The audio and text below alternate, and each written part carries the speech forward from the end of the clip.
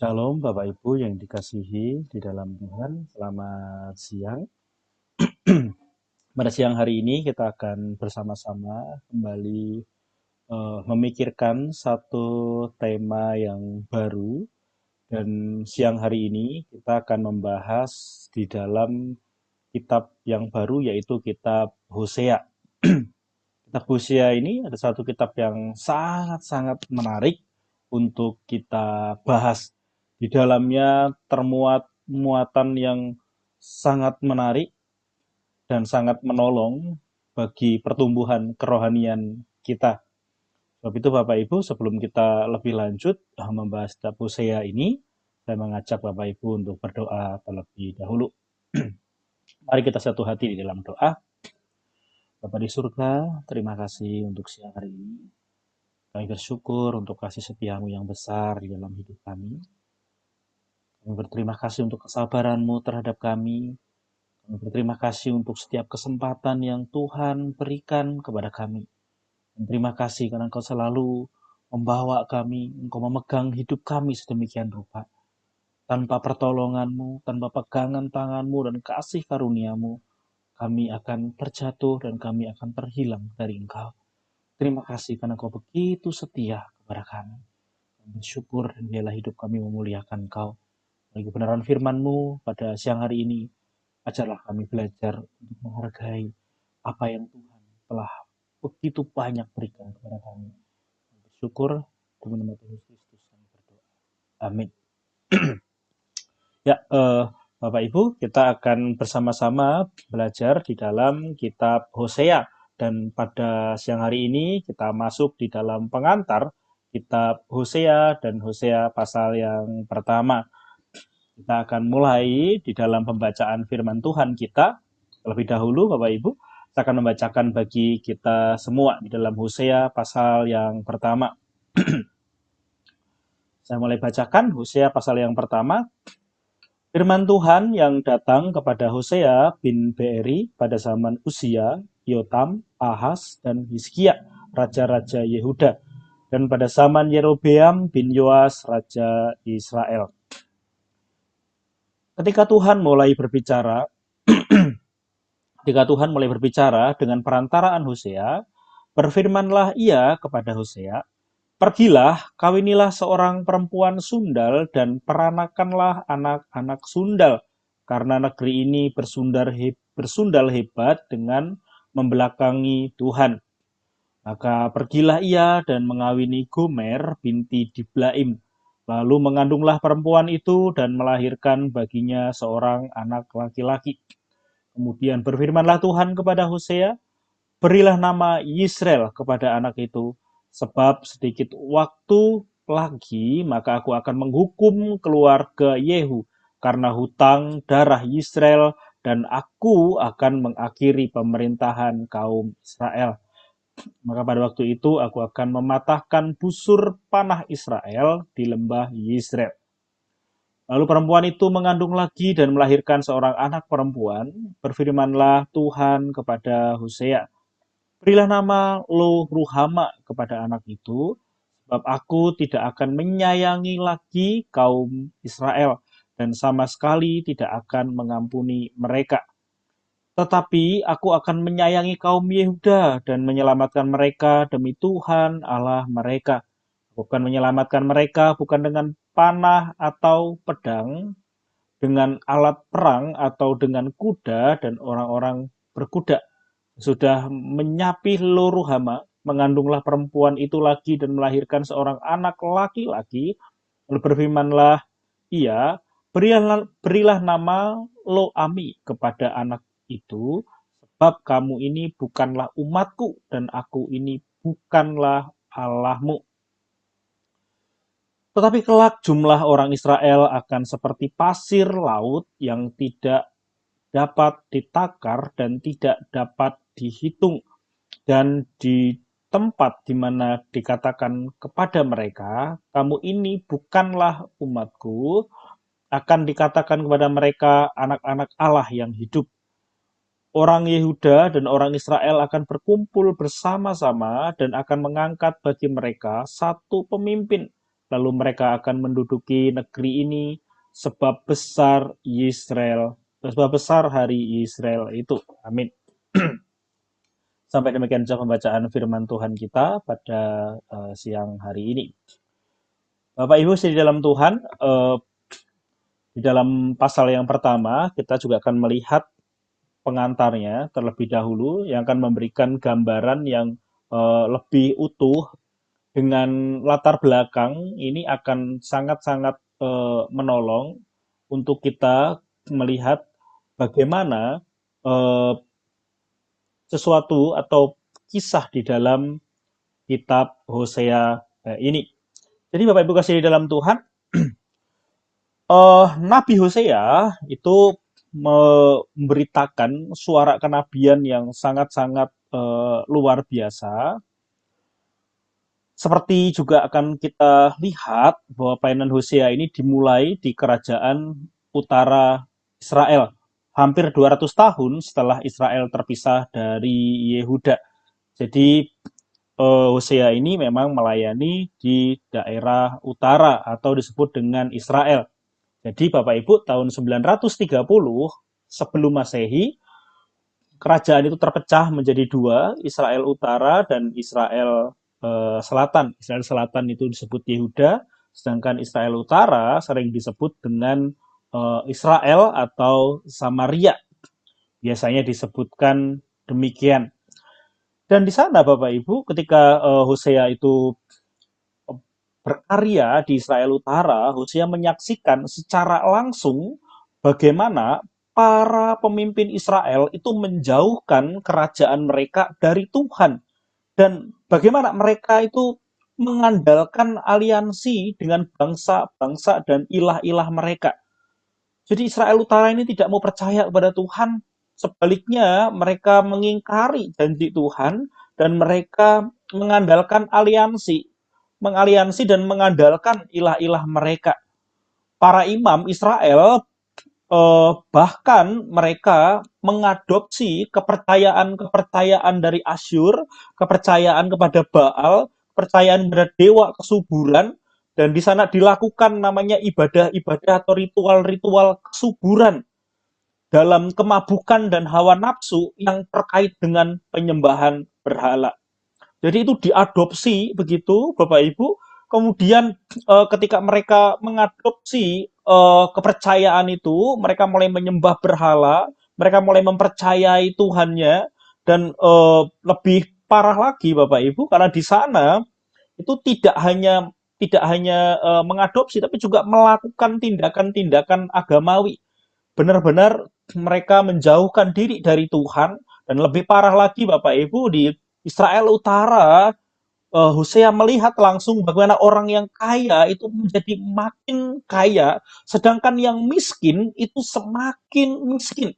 Ketidakadilan yang luar biasa, bahkan ada banyak dari mereka, dari keluarga-keluarga itu menyerahkan istri dan putri-putrinya mereka ke kuil prostitusi hanya supaya mereka cukup makan sampai istrinya itu dijual, anak perempuannya dijual untuk menjadi pelacur-pelacur bakti. Demi apa? Demi makanan. Ini kondisi yang sangat-sangat mengerikan yang kemudian Hosea itu lihat. Dan ketika Hosea menghadap kondisi yang sangat memilukan hati ini, kemudian Allah memanggilnya, Allah mau supaya apa? Supaya orang Israel itu bertobat dan lebih daripada itu, mereka akan diberikan nubuatan bahwa Allah akan menjatuhkan kutuk atas kerajaan Israel melalui kerajaan Asyur. Jadi kita lihat kondisinya terlebih dahulu, Bapak Ibu. Memang ini Israel Utara ini secara moral itu hancur-hancuran. Mereka tidak beribadah lagi kepada Tuhan. Mereka tidak lagi mempercayai Tuhan. Mereka lebih mempercayai Baal. Mereka menyembah Baal. Mereka menyembah dewi kesuburan. Bahkan di sana ada pelacur-pelacuran bakti, kemiskinan yang luar biasa yang membawa perempuan dan anak-anak perempuan itu menjadi pelacur-pelacur bakti di kuil-kuil yang kemudian didirikan. Dan itulah yang kemudian dilihat oleh Nabi Hosea. Dan itu sangat-sangat mengerikan sehingga Hosea dipanggil untuk apa? Untuk memberikan nubuatan bahwa Israel akan mengalami kutuk dengan apa? Dengan kerajaan Asyur akan menyerang orang-orang Israel atau Israel Utara. Jadi gambaran-gambaran singkatnya itu seperti itu. Lalu Bapak Ibu kalau dilihat kapan sih sebenarnya Hosea itu menulis begitu? Kalau kita membaca di bagian yang pertama, ayat yang pertama, di sana dikatakan, firman Tuhan yang datang kepada Hosea bin Beeri pada zaman Uzia, Yotam, Ahaz, dan Hizkia, raja-raja Yehuda. Jadi yang disebutkan Uzia, Yotam, Ahaz, Hizkia, itu raja-raja Yehuda. Dan pada zaman Yerobeam bin Yoas, raja Israel. Yang dimaksud di sini adalah Yerobeam kedua. Jadi ada Yerobeam yang pertama dan ini adalah Yerobeam yang kedua, Bapak Ibu. Beda Yerobeam dengan Yerobeam yang pertama ya. Jadi kita diperlihatkan di sini Yerobeam ini biasanya disebut Yerobeam yang kedua untuk membedakan dengan Yerobeam yang pertama. Jadi kalau dilihat dari waktu penulisan, kemungkinan Bapak Ibu penulisan dari kitab Hosea dilakukan kurang lebih begitu ya, dan akan masuk akal jika dikatakan bahwa pelayanan Hosea itu kan dimulai dari tahun 760. Nah, kemungkinan dia sudah mulai melihat kejadian-kejadian itu tahun 760 begitu ya. 760, kenapa? Yerobeam II itu bertahta sekitar tahun 793 sampai 753 sebelum Masehi. 793 sampai 53, 93 dan 53. Dan Hosea itu mulai pelayanannya 760. Jadi ada di antara Yerobeam II itu memerintah. Dan kemungkinan memang Hosea ini adalah nabi yang paling awal dari semua nabi-nabi yang kemudian uh, memberitakan setelah kerajaan Israel dan Utara itu terpecah.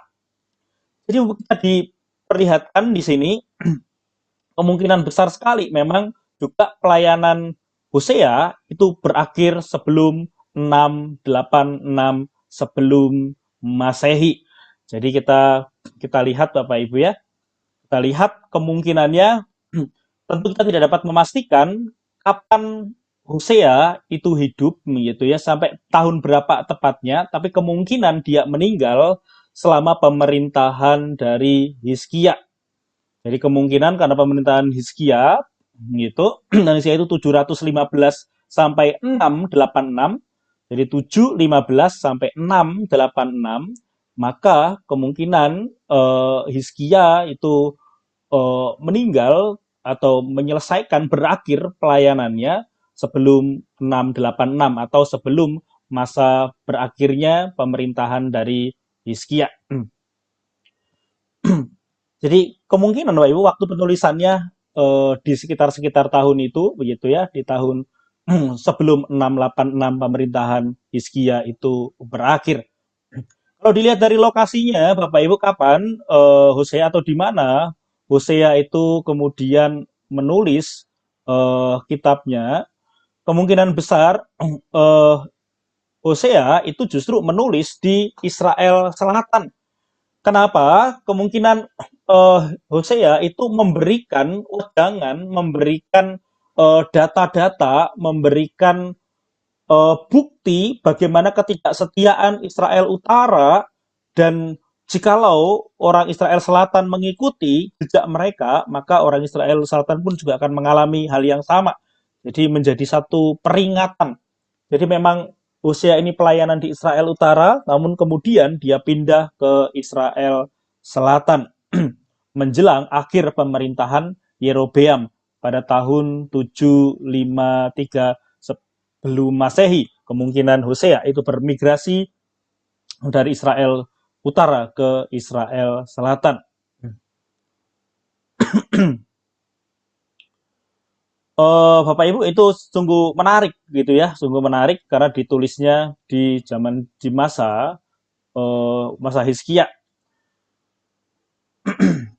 Jadi kita bisa membayangkan begitu, kita bisa membayangkan Hosea itu memulai pelayanan di kerajaan utara pada pemerintahan Yerobeam II.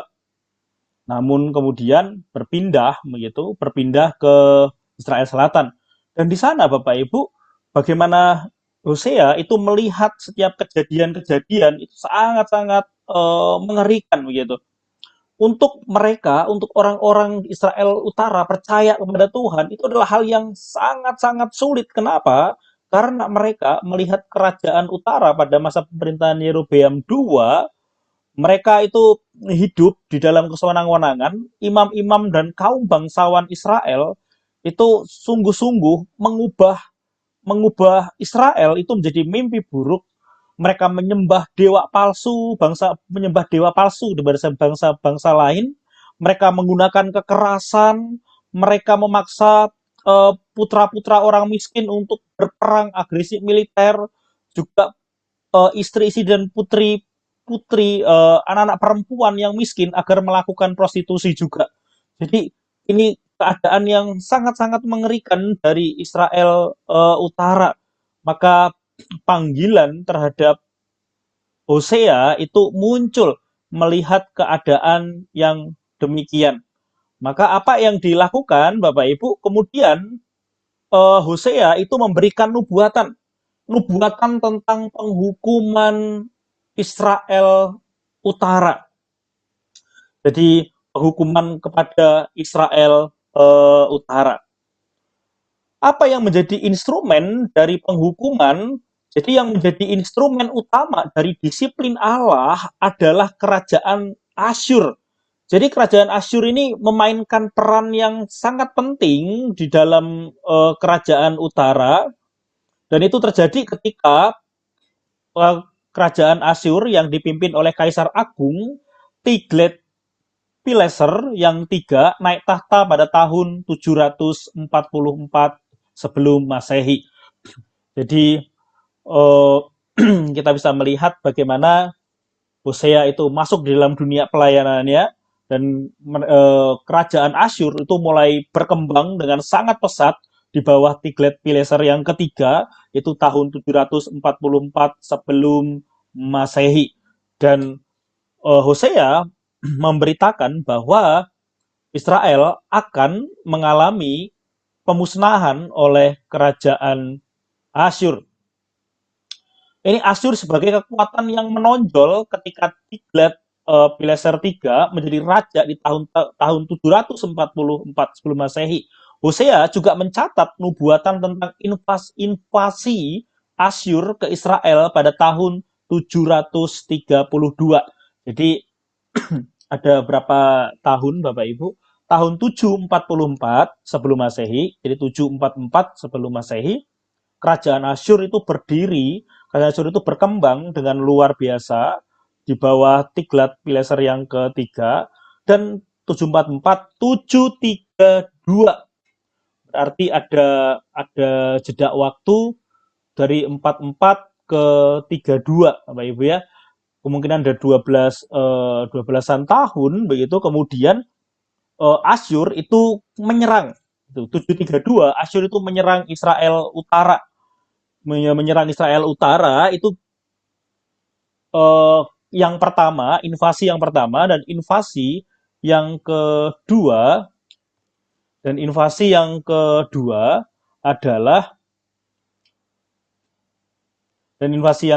adalah tahun 722 sebelum Masehi. Kapan?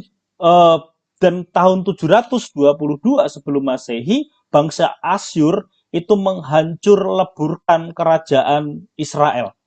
Wah, ini jadi 744 Asyur itu berdiri dengan luar biasa, 732 invasi yang pertama, dan 722 Asyur menghancur leburkan kerajaan Israel. Jadi kita mulai lihat Allah itu memberikan hukuman kepada Israel Utara oleh karena ketidaksetiaan mereka, karena mereka begitu jahat, mereka sama sekali meninggalkan Tuhan, mereka hidup di dalam kejahatan, hidup dalam penyembahan berhala, dan Hosea melihat semuanya itu sangat sangat mengerikan. Maka nubuatan itu menjadi hal yang sangat penting supaya mereka bertobat, tetapi mereka juga tidak bertobat. Dari sana Hosea memberitakan tentang kutukan Allah yang akan menimpa mereka melalui kerajaan Asyur. Tetapi mereka juga tidak mempercayainya. Hosea ini tinggal di kerajaan utara, di tempat yang sangat-sangat di mana kejahatan itu terjadi begitu luar biasa. Maka Hosea terus memberitakan, tetapi juga tidak didengarkan. Mereka lebih mempercayai dewa-dewa Asyur. Mereka bersekongkol dengan Asyur. Mereka bersekongkol dengan Asyur. Mereka membangun koneksi dengan Asyur. Mereka pikir semuanya akan aman. Padahal nanti ketika mereka terus ditekan, Israel Utara ditekan dan ingin memberontak, maka Asyur itu marah, kemudian Asyur itu menyerang Israel Utara, kemudian yang kedua tahun 722 Israel dihancurkan oleh Asyur. Jadi kita bisa melihat bagaimana orang Israel Utara itu mengandalkan Asyur, orang Israel Utara itu meletakkan rasa amannya, meletakkan diri mereka bukan pada Tuhan, tapi ada perlindungan atau koneksinya kepada Asyur. Tetapi justru ternyata karena terlalu berat dengan tekanan, maka orang-orang Israel Utara ini ingin melawan, tapi akibatnya apa? Sama Asyur diserang dengan luar biasa tahun 732 dan tahun 722, semuanya dimusnahkan, bahkan dibuang ke Asyur mereka. Jadi mereka tidak mengandalkan Tuhan yang menyelamatkan mereka, justru mereka mengandalkan yang lain, dan mereka dihianati oleh Tuhannya mereka, gitu. Seolah-olah kita harus diberikan sebuah gambaran bagaimana orang Israel Utara itu mengandalkan Tuhannya orang Asyur dan sekarang dikecewakan, dihancurkan sedemikian sedemikian rupa. Jadi peristiwa-peristiwa itu sangat-sangat mengerikan. Bagaimana mereka mengandalkan aliansi kepada bangsa-bangsa dan mengandalkan dewa-dewanya, dan akhirnya mereka di bumi hanguskan sendiri dengan apa yang mereka percayai. Kemudian ketika Hosea menerima nubuatan-nubuatan pada tahun 732 sebelum Masehi, kondisi di Israel memang selalu semakin buruk dan semakin buruk. Dan mereka tidak bertobat, justru mereka sibuk mencari rasa aman, mereka mencari keamanan bagi mereka sendiri. Jadi Bapak Ibu kasih dalam Tuhan, sulit untuk dimengerti sebenarnya kenapa mereka begitu mengandalkan bangsa-bangsa lain dan mereka tidak mengandalkan Tuhan. Mereka lebih menyukai apa yang mereka sukai, mereka tidak mau mengikuti Tuhan. Jadi sangat sulit gitu ya, sangat sulit dengan apa yang sedang mereka alami. Jadi kalau kita lihat dari awal Bapak Ibu ya, ketika Hosea itu menerima nubuatan-nubuatan tentang Asyur pada tahun 732, kondisi Israel yang sangat buruk, Raja Pekah tetap melanjutkan penyembahan berhala dengan sedemikian rupa, dan kemudian bagaimana semuanya juga dihancurkan. Tetapi Israel juga tidak menjadi bertobat. Mereka tetap percaya kepada berhala-berhala itu. Mereka tidak mengasihi Tuhan. Jadi kita mulai lihat gitu bahwa kerajaan Israel Utara ini, kalau kita lihat bahkan ya dari setiap raja-raja gitu, rasanya tidak ada raja yang baik yang lahir di Israel Utara, berbeda dengan Israel Selatan. Sangat berbeda sekali.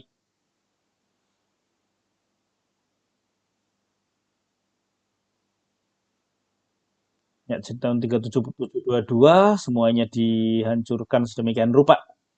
Jadi bagaimanapun sulitnya Bapak Ibu sangat penting. Jadi kita lihat pelayanan Hosea ini, bagaimana Hosea itu memberitakan tentang kejatuhan Israel Utara, penghukuman Israel Utara. Tapi sekali lagi mereka tidak mau mendengarkannya. Tujuan Hosea jelas ketika Hosea itu memberitakan, ketika Hosea itu kemudian menyatakan kebenaran Tuhan. Tujuan Hosea adalah untuk menyatakan bagaimana Allah bermaksud menerapkan covenant, menerapkan covenant atau perjanjian dari kebajikan ilahi. Dan Allah, Hosea itu mau supaya terjadi kesetiaan dari umat Tuhan, terjadi kesetiaan dari umat Tuhan, umat berbalik kepada Tuhan dan mengandalkan Tuhan. Tetapi yang terjadi tidaklah demikian. Jadi itu adalah sebuah gambaran, Bapak Ibu, sebuah gambaran sederhana bagaimana Hosea itu dipanggil untuk memberitakan kepada Israel Utara, namun juga tidak didengarkan, eh, tidak diindahkan nubuatan-nubuatannya.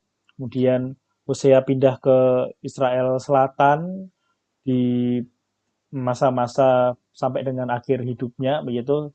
Kita tidak tahu apakah dia kembali lagi ke utara, ada kemungkinan kembali ke utara, tapi yang jelas kemudian surat itu atau kitab Hosea ini ditulis oleh Hosea di daerah selatan atau di Yehuda untuk memperingatkan kepada Hizkia supaya Hizkia tidak mengikuti jejak dari eh, Israel Utara. Namun kita juga melihat sebenarnya Hizkia pun juga pada akhirnya juga mengikuti, begitu ya. Hizkia pun juga pada akhirnya juga mengikuti. Oh, ketika mau diserang, Hizkia pun juga beraliansi dengan kerajaan yang lain, juga tidak mengandalkan Tuhan. Jadi kita melihat betapa sulitnya untuk para pemimpin-pemimpin itu percaya kepada Tuhan. Hizkia pun tidak mendengar perkataan misalnya dari salah satu nabi yaitu Yesaya, juga tidak mendengarkan nabi-nabi itu, mereka tidak mau mendengarkan, malah mengandalkan bangsa-bangsa yang lain sampai dengan penghukuman nanti Hizkia gitu, penghukuman setelah Hizkia terus kemudian terjadi satu peristiwa lagi sampai dengan kemudian Israel Selatan juga akhirnya dibuang ke Babel. Israel Utara dibuang ke Asyur, Israel Selatan dibuang ke Babel. Itulah kemudian yang terjadi. Jadi kembali di awal Bapak Ibu, kalau kita melihat dari pendahuluan ini apa yang terjadi, kondisinya kayak apa. Jadi kondisi Israel Utara sangat-sangat mengenaskan. Itulah alasan kenapa kemudian firman Tuhan itu datang kepada Hosea sebagai bentuk bagaimana Tuhan itu mengasihi umatnya dengan begitu luar biasa. Jadi apa yang diperlihatkan di sini, yang diperlihatkan adalah belas kasihan Tuhan kepada umat yang tidak layak gitu. Belas kasihan Allah kepada umat yang rasanya tidak pantas untuk menerima belas kasihan. Ini adalah pengampunan yang tidak layak, belas kasihan Tuhan yang tidak layak untuk mereka terima. Mereka terlalu jahat untuk menerima. Tetapi kita diperlihatkan di kitab Hosea ini betapa Tuhan sangat-sangat mengasihi mereka. Tapi mereka tidak mau mendengarkan sehingga Tuhan menghukum mereka. Oh, Tuhan menghukum, ya Tuhan mau supaya mereka berbalik kepada Tuhan, supaya mereka menyadari akan kesalahannya dan mereka kembali kepada Tuhan. Mereka lupa bahwa mereka menghadapi dosa yang sangat-sangat serius. Orang Israel telah jatuh sedemikian rupa kepada dosa prostitusi, penyembahan berhala, dan itu adalah dosa-dosa yang sangat-sangat serius sekali di hadapan Tuhan. Bagaimana firman Tuhan mengatakan di dalam hukum Taurat, 10 hukum Taurat bagian yang pertama, jangan ada padamu Allah lain di hadapanku. Itu adalah hukum yang pertama yang kemudian dijelaskan, dan orang Israel itu sungguh-sungguh dengan perang-perangan mereka menyembah berhala, mereka melakukan kekerasan, mereka menjual anak-anak perempuan, Ini sangat-sangat mengerikan kondisi ini sehingga Tuhan itu begitu murka. Mereka sangat hadir dalam dosa yang sangat-sangat serius. Jadi di sini tuh mau memperlihatkan di dalam kitab Hosea, khususnya pasal yang pertama, kita akan diperlihatkan bagaimana dosa yang begitu keji, tetapi juga bicara di samping itu bicara tentang Allah yang begitu penuh kasih, amazing love, amazing greatness of God's love begitu.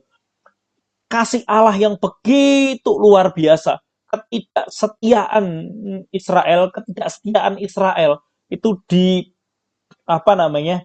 Misal ketidaksetiaan Israel dan ditunjukkanlah bagaimana Tuhan itu mengasihi mereka. Namun Tuhan juga jelas, Tuhan adalah Tuhan yang membenci akan dosa sehingga Tuhan juga harus menegakkan. Oleh sebab itu, Hosea itu menyatakan bahwa Allah akan terus mengasihi mereka, tetapi Allah yang memegang perjanjian juga akan memberikan hukuman kepada mereka. Namun satu hal yang sebenarnya ditunjukkan oleh Hosea ini, bahwa Hosea mereveals, Hosea menunjukkan bahwa Allah sedang melanjutkan kasih setianya kepada umat perjanjiannya. Melalui apa?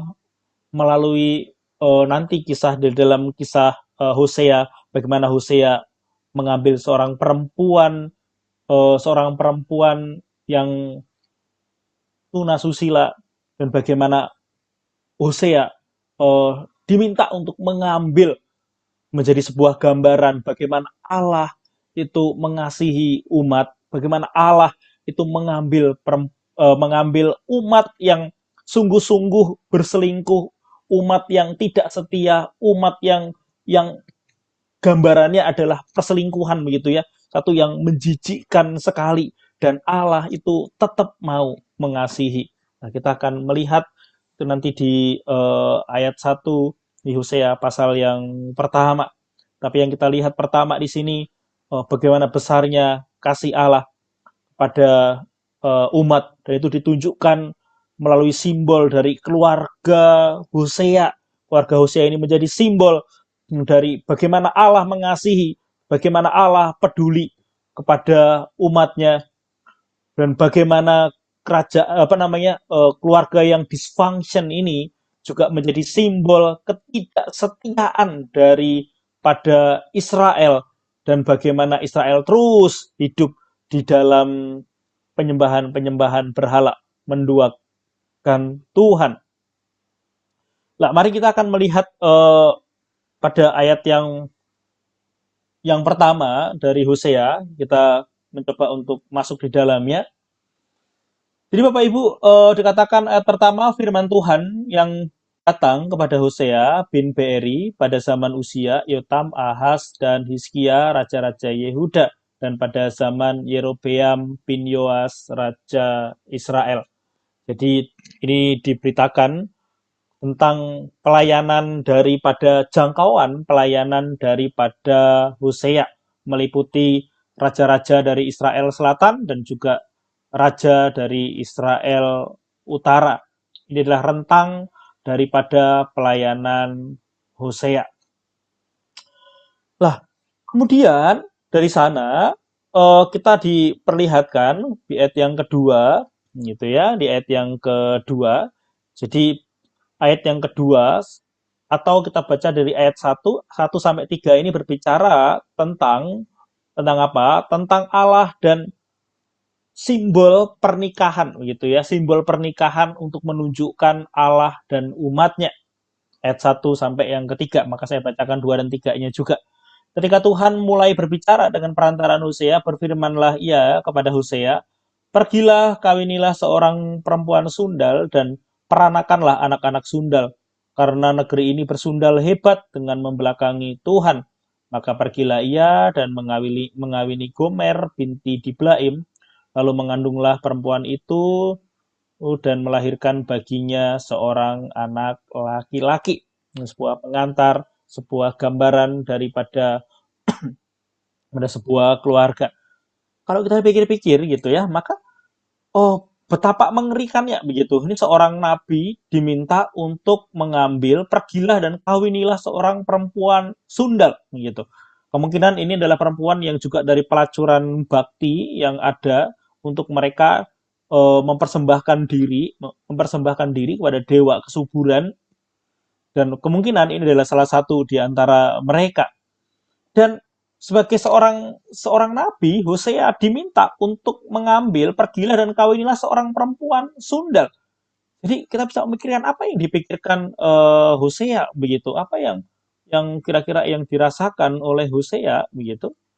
Tetapi setelah saya mencoba untuk memikirkannya, apa yang dirasakan oleh Hosea itu adalah sebuah gambaran daripada bagaimana Allah mengasihi umatnya, mengambil seorang perempuan sundal katanya. Kawinilah seorang perempuan sundal. Kita bisa membayangkan Allah itu eh, apa namanya mau supaya Hosea juga melihat begitu. Seperti itu loh Allah itu mengasihi. Seperti itu loh Allah itu mengasihi Israel. Seperti Hosea yang hidup dengan sungguh-sungguh, seperti Hosea yang hidup mengasihi Tuhan dan mengambil seorang perempuan yang tidak benar, seorang perempuan, seorang tunasusila, seorang perempuan yang dianggap sangat-sangat tidak baik begitu. Nah, seperti itulah kira-kira gambarannya, mungkin ketidaksukaan dan lain-lain itu yang kemudian sangat berat sekali. Tapi seolah-olah Hosea itu ditolong untuk melihat bahwa untuk mengambil perempuan yang seperti ini itu sangat-sangat berat, sangat-sangat sulit, dan begitu juga kasih Allah ketika ketika Allah itu mengasihi umatnya itu seperti Hosea juga mengambil Gomer. Dan ini bukanlah hal yang mudah. Pergilah dan kawinilah seorang perempuan sundal dan peranakanlah anak-anak sundal. Tentu semua ingin seorang laki-laki yang baik menikah dengan seorang perempuan karena emang ada aturannya gitu ya, ada aturannya dari seorang pemimpin agama. Mereka harus mengambil perempuan yang masih perawan begitu. Tapi di sini dikatakan perempuan sundal, perempuan yang memberikan dirinya pada pelacuran bakti, dan kemudian Hosea disuruh mengambil gitu Hosea. Ini kan benar-benar sebuah gambaran yang sangat-sangat miris, seolah-olah Hosea mau menunjukkan, Allah itu mau menunjukkan kepada Hosea dan para pembaca Hosea, seperti itulah Allah itu mengambil umatnya, Allah kepada umatnya. Dikatakan karena negeri ini bersundal hebat dengan membelakangi Tuhan. Mereka eh apakah mereka tidak religius? Mereka sangat-sangat religius gitu ya. Mereka sangat-sangat religius. Orang-orang Israel juga mereka mempersembahkan kepada Tuhan. Bahkan kalau kita membaca di dalam persembahan-persembahan mereka, mereka mempersembahkan dengan sangat baik persembahan mereka, lebih banyak persembahan mereka, tetapi tidak dengan hati mereka. Mereka tidak mempersembahkan hatinya kepada Tuhan. Mereka melakukan ritual-ritual, tetapi tidak memberikan hati mereka kepada Tuhan. Apa yang kemudian Hosea itu lakukan? Yang Hosea lakukan adalah dia pergi, maka pergilah ia dan mengawini Gomer binti Diblaim. Lalu mengandunglah perempuan itu dan melahirkan baginya seorang anak laki-laki. Lagi sebuah gambaran yang sangat miris, begitu ya. Sebuah gambaran yang sangat miris bagaimana Allah itu mengasihi umatnya. Jadi memang apa yang dilakukan oleh Hosea ini juga adalah sebuah simbol yang kemudian menolong begitu ya. Bukan berarti ini tidak benaran, tapi ini juga adalah simbol yang kemudian menolong umat atau pembaca mengerti arti kasih Tuhan kepada mereka. Lalu apa artinya mengambil perempuan sundal dan kemudian melahirkan anak? Nanti kita akan coba melihatnya. Jadi ayat 1 sampai 3 ini jelas memberikan sebuah pengantar yang menarik bahwa Allah itu Allah itu adalah Allah yang mengambil mempelainya, seperti laki-laki mengambil mempelai perempuan. Perempuan ini adalah seorang pezina yang kemudian kembali lagi ke sana, kembali lagi ke sana, hidup di dalam perzinahan yang sangat-sangat sulit untuk dikasihi. Dan itulah yang kemudian terjadi. Jadi yang kita lihat eh, dan apa yang kemudian Hosea itu alami, dia melihat dan merasakan bagaimana pahitnya, lukanya gitu ya, eh, Tuhan untuk mengasihi Israel. Betapa pahitnya mengasihi umat yang telah dipilihnya justru menyakiti hatinya. Jadi sekali lagi seolah-olah Allah itu menunjukkan kepada Hosea supaya merasakan dan melihat, mengalami kegetiran rasa sakit untuk mengasihi orang yang rasanya sulit sekali untuk dikasihi, orang yang tidak layak bahkan menerima kasih dari Allah. Orang-orang Israel tersebut rasanya tidak pantas mereka menerima kasih Allah, dan Hosea sungguh-sungguh mengalami hal itu dengan mengambil seorang perempuan yang seorang perempuan sundal yang menyembah berhala, eh, mereka hidup di dalam berhala-berhala itu. Maka kita lihat ayat yang keempat, bagaimana simbol dari perempuan ini, begitu ya, simbol perempuan ini dan simbol dari anak-anak. Perempuan ini adalah simbol dari kehidupan, simbol dari orang-orang Israel yang tidak mau taat kepada Tuhan. Jadi Gomer itu merepresentasikan kerajaan gitu ya, Israel Utara dan kultur yang jahat. Sedangkan anak melahirkan anak itu adalah simbol ketidaksetiaan yang merepresentasikan representasikan apa yang mereka itu ajarkan, apa yang diajarkan gitu, apa yang diajarkan, dan kemudian itu sangat-sangat mempengaruhi kehidupan orang-orang Israel. Ayat yang keempat sampai ayat yang kesembilan saya bacakan. Kemudian berfirmanlah Tuhan kepada Hosea, berilah nama Yisrael kepada anak itu, sebab sedikit waktu lagi maka aku akan menghukum keluarga Yehu karena hutang darah Yisrael, dan aku akan mengakhiri pemerintahan kaum Israel. Maka pada waktu itu aku akan mematahkan busur panah Israel di lembah Yisrael. Ayat yang 4 sampai yang kelima, tidak anak yang pertama begitu ya, yang diberi nama kemudian namanya adalah Yisrael. Seperti ayat 4, berilah nama Yisrael kepada anak itu. Yisrael itu artinya gitu ya.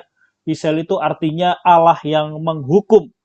Allah yang menghukum. Jadi Allah menyatakan penghukumannya. Maka dikatakan 5, maka pada waktu itu aku akan mematahkan busur panah Israel.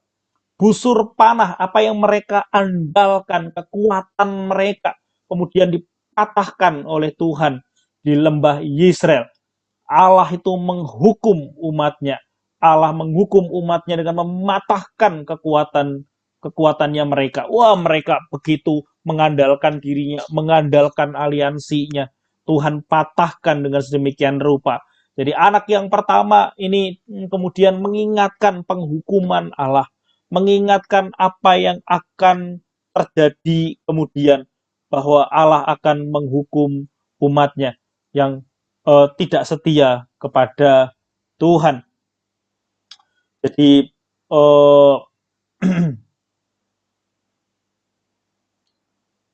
apa yang kemudian dialami oleh orang Israel, sangat-sangat sulit mereka untuk mengerti kasihnya Tuhan. Jadi anak yang pertama itu bicara tentang Allah yang akan menghukum umatnya. Yang kedua, ayat yang masih ayat di bagian-bagian itu Bapak Ibu, ayat 4 sampai 9 ya. Tadi kita baca 4 sampai 5, sekarang 6, ayat yang ke-6. Lalu perempuan itu mengandung laki dan melahirkan seorang anak perempuan. Berfirmanlah Tuhan kepada Hosea, berilah berilah nama lo ruhama kepada anak itu, sebab aku tidak akan menyayangi lagi kaum Israel dan sama sekali tidak akan mengampuni mereka.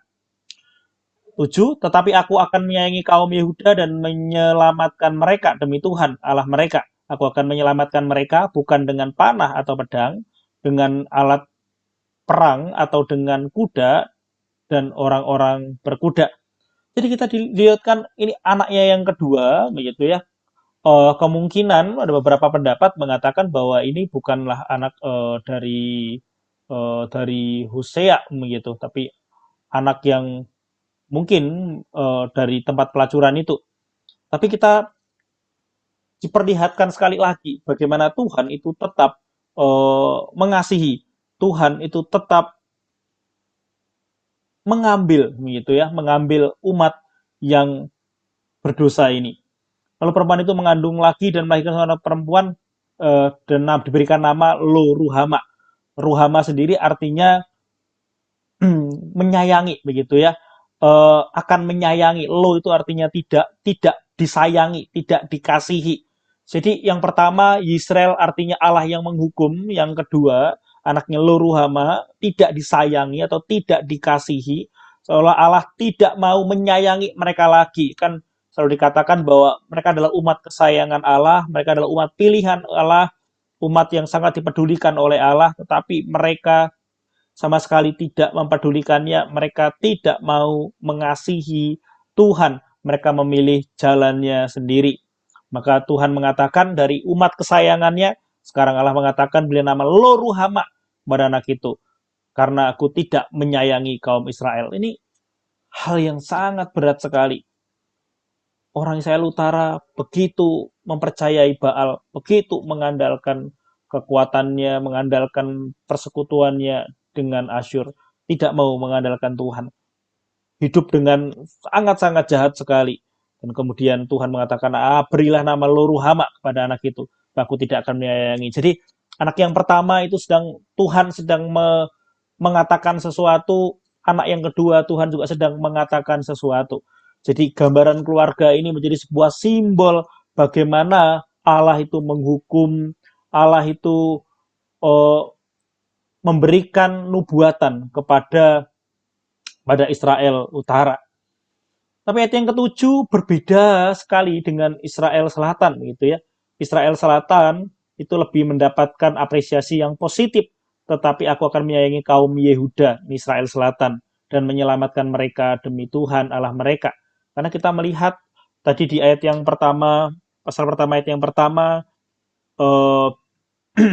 firman Tuhan datang kepada Hosea bin Beeri pada zaman Uzia, Yotam, Ahaz, dan Hizkia. Di raja-raja ini juga adalah raja-raja yang dapat dianggap cukup baik, sekalipun mereka juga tidak sempurna, mereka juga melakukan banyak sekali kesalahan. Tetapi memang waktu mereka hidup dalam Yerobeam bin Yoas ini, Israel Utara ini sangat-sangat jahat sekali. Jadi kita bisa melihat dibandingkan Israel Utara, Israel Selatan jauh lebih baik. Sekalipun masih ada bukit-bukit pengorbanan, tetapi para rajanya juga berusaha untuk hidup mengasihi Tuhan. Maka ayat 7 dikatakan, aku akan menyayangi kaum Yehuda dan menyelamatkan mereka demi Tuhan Allah mereka. Aku akan menyelamatkan mereka bukan dengan panah atau pedang, dengan alat perang atau dengan kuda dan orang-orang berkuda. Kemudian ayat 8 dan 9, sesudah menyapih Lo Ruhama, mengandunglah perempuan itu lalu lelaki dan melahirkan seorang anak laki-laki. Berfirmanlah ia, berilah nama Lo Ami kepada anak itu, sebab kamu ini bukanlah umatku dan aku ini bukanlah Allahmu. Jadi Lo Ami, bukan umatku, bukan Allahmu lagi, kata Tuhan begitu. Jadi ditolak begitu, ada penolakan mulai dari Yisrael yang artinya Allah menghukum, Lo Ruhama, Allah yang apa dikatakan, aku tidak akan menyayangi mereka lagi. Jadi kayak Allah yang memilih, kemudian Allah yang menghukum, Allah yang mengasihi, Allah yang menghukum, Allah yang kemudian dikatakan Allah tidak akan menyayangi lagi. Bahkan yang ketiga, ketika anak yang ketiga lahir yaitu Lo-ami, eh, artinya bahwa aku, sebab kamu ini bukanlah umatku dan aku ini bukanlah Allahmu. Mereka sungguh-sungguh dibuang oleh Allah, begitu. Jadi kita lihat nanti Israel Utara itu terdiri dari sekian banyak suku, gitu ya. Di Israel Selatan itu hanya ada Benyamin dan Yehuda, sedangkan Israel Utara itu terdiri dari 10 suku. Begitu banyak sekali. Tetapi mereka tidak hidup seturut dengan kemauan Tuhan, mereka justru menyakiti hati Tuhan. Dan itu sangat miris sekali apa yang kemudian dilakukan. Jadi, eh, apa yang mereka alami ini sungguh-sungguh tidak mudah bagi mereka. Lalu apa yang kemudian, yaitu janji tentang keselamatan, gitu. Jadi bagian yang pertama, ayat 1 sampai dengan yang ketiga, begitu kita diperlihatkan sebuah pengantar. Yang keempat sampai yang kesembilan kita diperlihatkan nubuatan Allah kepada Israel melalui simbol yaitu keluarga daripada Hosea. Dan itu sangat-sangat memilukan sekali apa yang dialami oleh Hosea dan apa yang dilihat oleh Hosea, betapa beratnya dan rasa terlukanya, seolah-olah Tuhan menunjukkan betapa berat untuk mengasihi Israel. Mereka tidak setia kepada Tuhan, mereka terus menyakiti hati Tuhan. Dan ayat yang ke-10 kemudian dan 11 bagian yang ketiga, tetapi kelak jumlah orang Israel akan seperti pasir laut yang tidak dapat ditakar dan tidak dapat dihitung. Jadi Bapak Ibu, ini juga adalah sebuah pengharapan, mulai dari pengantar bagaimana Allah itu eh, menubuatkan akan kehancuran, bagaimana Allah menolak umat Israel. Tetapi di ayat yang pertama, pasal pertama ini, Tuhan juga menunjukkan belas kasihannya di ayat 10 dan 11. Tetapi kelak, begitu ya, nanti. Tapi nanti, begitu. Masih ada sisa-sisa, masih ada remnant, sisa-sisa dari Israel Utara yang kemudian juga akan ditolong oleh Tuhan. Dan kalau kita melihat, memang benar begitu ya, nanti akan diperlihatkan bagaimana orang Israel Utara pun juga, remnant itu juga, sisa itu juga akan pulang kembali. Dikatakan, tetapi kelak jumlah orang Israel akan seperti pasir laut yang tidak dapat ditakar dan tidak dapat dihitung. Dan di tempat di mana dikatakan kepada mereka, kamu ini bukanlah umatku atau Lo-ami, akan dikatakan kepada mereka anak-anak Allah yang hidup. Jadi anak-anak Allah, kau bukanlah umatku. Tapi kemudian akan dikatakan anak-anak Allah yang hidup. Jadi Bapak Ibu, ini juga menjadi sebuah nubuatan akan Kristus, begitu ya. Nubuatan akan di dalam perjanjian baru, bahwa orang Israel kelak disebut dengan Israel yang baru, begitu. Umat perjanjian Tuhan, umat pilihan Tuhan, itu begitu banyak banyak orang bertobat, banyak sekali orang yang kemudian percaya kepada Allah. Gitu. Bahkan dikatakan di tempat di mana dikatakan kepada mereka, kamu bukanlah umatku, Allah itu merangkul di dalam Yesus Kristus. Yang kemudian dikatakan umat, akan dikatakan kepada mereka anak-anak Allah yang hidup di dalam Yesus Kristus, begitu ya. Jadi ini juga adalah sebuah nubuatan bahwa kelak, begitu, orang Israel yang baru, Israel baru disebut dengan sekolah bangsa yang terpilih, umat pilihan Allah, begitu ya, di dalam surat Petrus, begitu. Bangsa pilihan Allah, umat pilihan Allah yang telah dikuduskan dan lain-lain. Dan kitalah yang disebut dengan Israel yang baru itu, begitu. Israel yang baru atau umat pilihan Allah. Gitu. Jadi kita terhubung dengan apa yang disebut dengan umat pilihan Allah itu. Jadi ayat ini juga memberikan sebuah nubuatan bahwa satu hari kelak mereka akan menjadi begitu banyak, dan mereka tidak hanya disebut umat Allah atau Lo-ami, bahkan disebutkan kepada mereka akan dikatakan anak-anak Allah yang hidup, bukan anak-anak Allah yang mati, tetapi anak-anak Allah yang hidup, yang kemudian itu bisa merujuk kepada Yesus Kristus, yang kemudian adalah Allah yang hidup, melalui kebangkitannya dia menyatakan bahwa dia adalah Allah 100%, Allah yang hidup, bukan Allah yang mati. Orang-orang Yehuda dan orang Israel akan berkumpul bersama-sama dan akan mengangkat bagi mereka satu pemimpin. Lalu mereka akan menduduki negeri ini sebab besar hari Israel itu. Hari Israel atau hari penghukuman Tuhan. Hari penghukuman Tuhan itu sangat besar. Tetapi dikatakan bahwa orang Yehuda dan orang Israel itu akan dikumpulkan Tuhan dan akan dipimpin oleh Tuhan sendiri sebagai pemimpinnya. Tuhanlah yang akan memimpin mereka, menjadikan mereka satu. Mereka yang terpecah selalu dari selatan akan dipersatukan kembali dan Allah sendiri yang akan memimpin mereka. Jadi sekalipun ada penghukuman, ada nubuatan akan penghukuman, tetapi juga ada janji Tuhan yang diberikan kepada umat supaya umat itu juga mengasihi Tuhan. Jadi sungguh luar biasa kasih Tuhan. Tapi Bapak Ibu, kalau kita diperlihatkan kembali begitu ya, akan Hosea mengambil seorang perempuan yang tidak baik seperti itu, kita perlu berefleksi begitu. Kita bukanlah Hosea di dalam kisah ini. Mungkin kita adalah perempuan sundal itu, gitu. Kita yang bersundal, kita yang hatinya, yang mungkin tubuhnya beribadah, tetapi sebenarnya hatinya juga tidak beribadah. Dan kita diperlihatkan di sana, Tuhan itu mengasihi, Tuhan itu mengambil. Itu bukanlah hal yang mudah. Hosea pun diperlihatkan betapa besarnya kasih Tuhan. Sekalipun itu terluka, sekalipun itu berat, tapi Tuhan tetap mengambil. Sekalipun ada ganjaran, ada penghukuman, ada disiplin dari Tuhan, tapi semuanya dilakukan karena kasih Tuhan. Jadi kita diperlihatkan dengan begitu unik, dengan begitu luar biasa bagaimana kasih Tuhan itu dinyatakan kepada umatnya.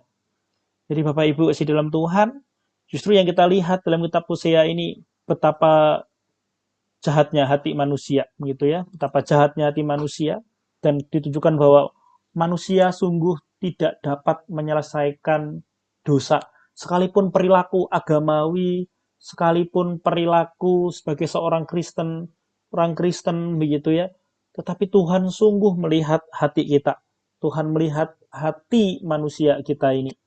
Bukan apa yang di luar yang Tuhan katakan, tapi apa yang ada di dalam. Apa yang di dalam itulah yang kemudian Tuhan itu lihat. Yang di luar bisa menipu, tapi yang di dalam hanya Tuhan yang tahu apa yang terjadi di dalamnya. Kesetiaan kita itu dilihat bukan dari apa yang ada di luar, tetapi sekali lagi apa yang ada di dalam.